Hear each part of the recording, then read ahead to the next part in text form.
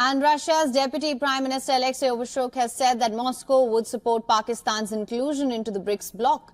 To Modi to visit Russia from October 23rd to 24th.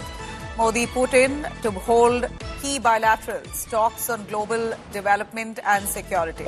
बड़ी development ये है कि भारत के वजीर आज़म नरेंद्र मोदी जा रहे हैं रशिया फॉर द ब्रिक्स। और ये आज खबर आई थी सुबह, जो जिसे कहते हैं ना कि जो Indian ministry of external affair है उसकी तरफ से। सो अभी लग ही रहा है कि पाकिस्तान ने ऑलरेडी अप्लाई किया हुआ है, ठीक है। 22-23 अक्टूबर को मोदी साहब वहाँ पहुँच रहे हैं। और ये जो 16वीं ब्रिक्स समिट हो रही है कजान रशिया के अंदर, देखना ये है कि एक तो मल्टीलैटरलिज्म की बात हो रही है ना आजकल, इसके हवाले से आपको पता है काफ़ी हमने डिस्कशन की है मल्टीलैटरलिज्म पे। बहरहाल इम्पोर्टेंट डेवलपमेंट ये है कि मोदी साहब क्या वोट देंगे कि पाकिस्तान को एससीओ का मेंबर बनाया जाए। मैं नहीं मानता। हमारे पड़ोस में न्यूज़ चैनल्स और सोशल मीडिया की मदद से पाकिस्तान के खिलाफ प्रोपेगेंडा मुहिम खूब जोरों पर है। अच्छा, आम दिनों में भी इनका बस नहीं चलता कि साइबेरिया में अगर 2 इंच ज़्यादा बर्फ़ पड़ जाए तो रूसी सदर को फ़ोन खड़का दिया जाए कि हो ना हो ये पाकिस्तान की कारस्तानी होगी। अब मज़ीद क्या बात की जाए कि वहाँ तो गलती से कोई कबूतर भी अगर बॉर्डर क्रॉस कर ले तो उनकी दौड़ें लग जाती हैं कि पाकिस्तान का जो जासूस कबूतर है वो पकड़ लिया गया है। अच्छा, पाकिस्तान दुश्मन जो है उसने तो यही करना है कि उसने पाकिस्तान को एक नाकाम रियासत करार दिलवाने के लिए बड़े पापड़ बेलने हैं, क्योंकि दुश्मन है। वो कैसे बर्दाश्त करते हैं कि पाकिस्तान की जो आलमी तन्हाई है वो ख़त्म हो और पाकिस्तान उनके पापड़ों पर पाँव रख कर उनकी सारी मेहनत गलत कर दे। पाकिस्तान मुखालिफिन ने यही करना था, लेकिन अब इस पर सवाल उठाया जा रहा है इसे क्या कहा जाए इस सिचुएशन को कि पाकिस्तान तहरीक इंसाफ ने हैरत अंगेज़ तौर पर एन 15 अक्टूबर के रोज़ डी चौक पर एहतजाज का जो ऐलान कर दिया, इस पर बड़े सवाल उठ रहे हैं। और पीटीआई के जो हमदर्द हैं, खैर ख्वाह कुछ पीटीआई के अंदर के भी लोग हैं, वो भी समझते हैं कि एहतजाज के लिए ये जो वक्त है ये मुनासिब नहीं है। ना वक्त मुनासिब है, ना मुकाम मुनासिब है। दुनिया को आखिर क्या मैसेज आएगा इस तारीख में अगर आप एहतजाज करते हैं। लेकिन जो पीटीआई की क़यादत है, जो मतलब मेन क़यादत है, वो अपने फ़ैसले पर कायम है, जिससे पाकिस्तान तहरीक इंसाफ की जो नाकदीन है, ज़ाहिर बात है उनको तनकीद करने का मौका मिल रहा है। वो 2014 का जो धरना है वो भी डिस्कस होना शुरू हो गया कि पीटीआई ने ज़ाहिर बात है पहले बार तो ऐसा नहीं किया है। 2014 में इमरान खान साहब और तहरुल कादरी ने यही कुछ किया था, और तब भी चीनी सदर जो है उनका दौरा होना था जो कि मुलतवी करवा कर ये रहे थे।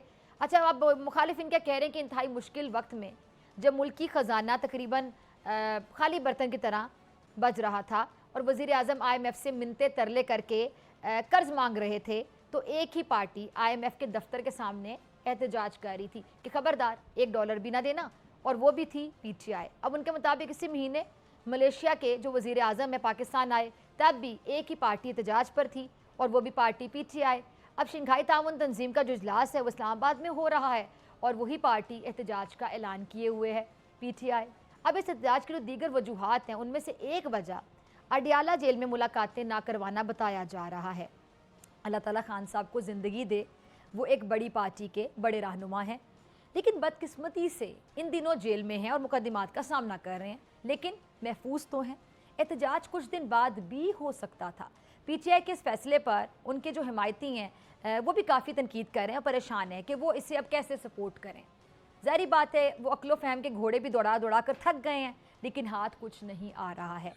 अब ये डिपेंड करता है कि will this membership be at India's expense, क्योंकि रशिया जो है वो सपोर्ट करेगा पाकिस्तान की मेंबरशिप, क्योंकि ये ऑब्वियसली चाइना भी रशिया को कहेगा। लेकिन इससे जाहिर बात है चाइना का इन्फ्लुएंस इसमें ज़्यादा बढ़ेगा with the Pakistani presence there. So ये ज़हन में रखिएगा। इंडिया एक हर्डल है, लेकिन इंडिया इसको लॉन्ग टर्म नहीं रोकेगा।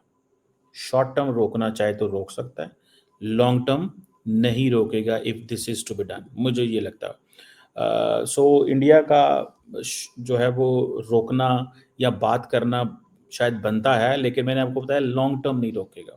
देखें, 40% दुनिया की पॉपुलेशन इसके अंदर है, ग्लोबल इकोनॉमी। लेकिन ब्रिक्स हो या SCO, अभी जो SCO की कॉन्फ्रेंस पाकिस्तान में हुई, मेरा इस पे जो एनालिसिस वो यही था कि ब्रिक्स हो या SCO, they lack political support from Russia and China.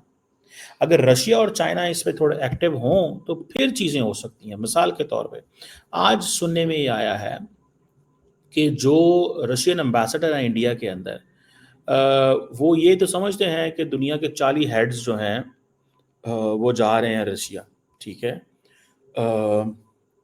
लेकिन सुनने में जो खबर आ रही है कि रशियंस ये कहते हैं कि हम एक नया पेमेंट मेथड लेके आना चाहते हैं, एक नया पेमेंट मेथड लेना चाहते हैं।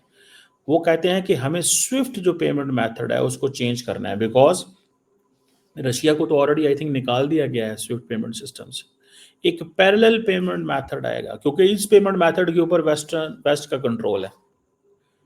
सो वो कहते हैं कैसे और क्या किया जाए, ठीक है जी। तमाम ममालिक इकोनॉमिकली एम्बिशियस हैं और तमाम ममालिक के ऊपर, बहुत सारे ऐसे ममालिक हैं जिनके ऊपर बायलैटरल सैंक्शंस लगी है। मुझे ऐसे लग रहा है आइंदा आने वाले दिनों में अमेरिका रोकेगा दुनिया को कि अगर आप इस पेमेंट मेथड का हिस्सा बनेंगे जो कि स्विफ्ट के मुकाबले में होगा तो हम आपसे डील भी नहीं करेंगे। हो सकता है ये हो, लेकिन चाइना जो है उसके इकोनॉमिक स्टेक्स इतने हाई हैं बिकॉज चाइना सारे का सारा स्विफ्ट पेमेंट मेथड सिस्टम से बेनिफिशियरी है ना, ठीक है।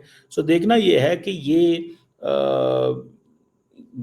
क्या होता है। अब बड़े इंपॉर्टेंट वर्ड्स इस्तेमाल किए जाते हैं जी, सिविलाइजेशनल डाइवर्सिटी होगी, हम इसमें प्रेशर नहीं होगा। लेकिन आप अगर अमेरिकन प्रेशर से निकलेंगे तो रशियन एंड चाइनीज प्रेशर आपके लिए तैयार बैठा हुआ है।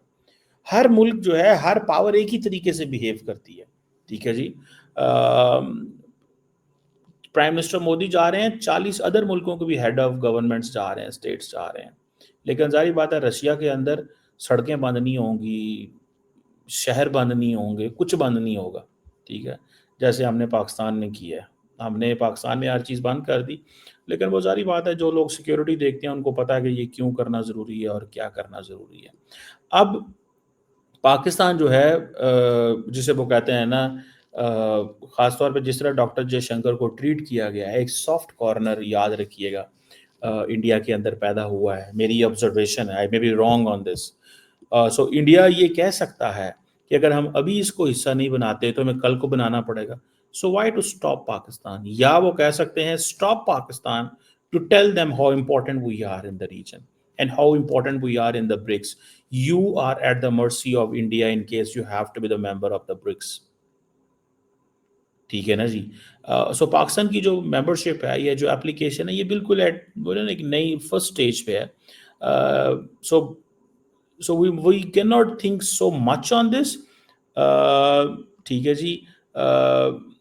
सो इंडियंस क्या कहते हैं? इंडियंस का मौक़िफ़ ये है कि स्ट्रॉन्गर इंस्टीट्यूशनल फिल्टर्स होने चाहिए, ठीक है जी।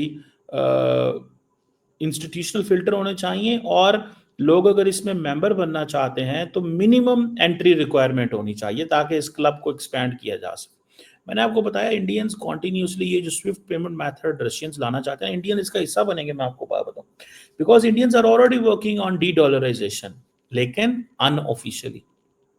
Prime Minister Modi's upcoming Kazan, Russia visit for the BRICS summit. He will be holding several bilaterals during his visit as well. Now, this is going to be of key importance, where we know that Prime Minister Modi was in Russia very recently as well. This is yet another visit which is now scheduled between 23rd and 24th of October.